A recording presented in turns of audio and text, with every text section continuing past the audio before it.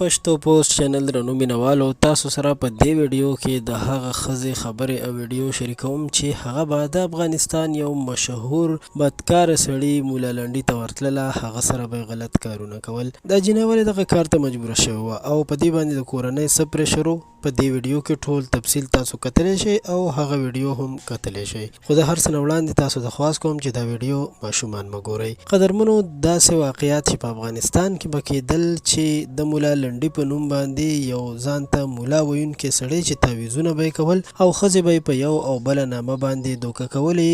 دغه ښځه وایي چې ما ته په کور کې ډېر زیات مسایلو، خواښې او نورې سخرګنۍ به مې راسره جنګونه کول. وایي چې ما ته یو چا وویل چې دغلته یو ډېر مشهور او ډېر ښه تعویض لیکونکی مولا دی چې مولا لنډی نومېدی، هغه ته ورشه، داسې تعویض به درته وکړي چې ستا د کور ټول مشکلات به اسان شي. دغه ښځه وایي چې زه کله ورغلمه او ده ته مې د تعویض وویل، نو ده راته اول ویل چې ته به 3 ورځې پس راشي، ما به درته تعویض کړی. خو چې کله بیا زه ده ته 3 ورځې پس ورغلم نو ده خو راته تعویض راکړو، خو د تعویض کولو سره یې رانه دغسې د ناروا کار غوښتنه وکړه او ویل یې چې دغه کار به راسره ضرور کوي.